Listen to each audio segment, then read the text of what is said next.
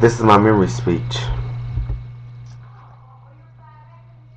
Last summer, my father and I took a trip to California. We rode the plane that day. That day was magical. That day allowed me to see something that many young men of my age never get to see. That day, my dad allowed me to ride in first class, take his spot, and he sat in my seat and coach. He switched me to give me an experience never before. I'll never forget that day.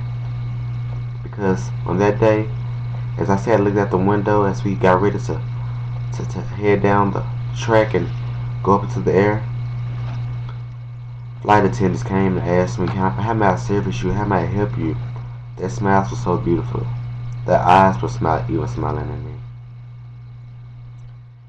It was like I was awaiting a royal treatment. It was unimaginable. It was phenomenal. For me that day to sit there on the plane and just look and gaze out the window and be treated as a king, I felt free.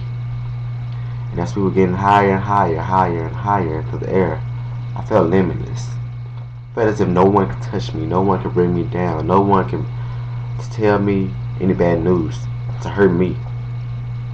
No one can get to me. As we soared through the clouds continued to kiss my windowsill. I was in awe of God's magnificent creation. Each attendant spoke with clarity, and their body posture spoke volumes. As we continued traveling through the air, I was just gazing. I was gazing for about a good 2 hours, which was the length of the flight. Then next thing I heard a loud boom. I quickly looked out my window, and so I happened to see desert areas. I happened to see car dealerships and rental car places. I figured, oh, we must be landed. We must be in the vibrant state of California. As I walked off the plane that day, I couldn't help but rewind that flight in my mind over and over. It was just that magical. That flight allowed me to feel special for once. Step by step, my father and I paced ourselves as we walked to get our luggage and retrieve it. Even though the walk was brief, my flight will always be eternal. That magical experience to sit right there in the first class seat and my dad switching me showed me how much he loved me, how much he cared for me. And as we got to the car rental place, we drove around and finally got to my Uncle Milton's house. That's where we stayed for about a good week. I met family whose names were uncommon I never ever thought I would hear of. I dreamed about that, but it came to reality.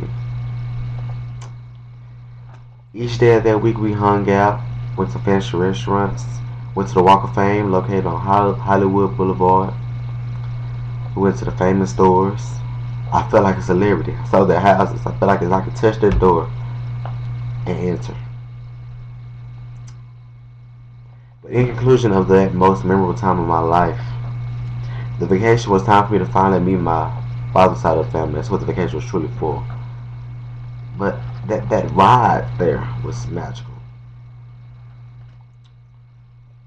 Luckily, I received some extravagant beauty by meeting my new loved ones.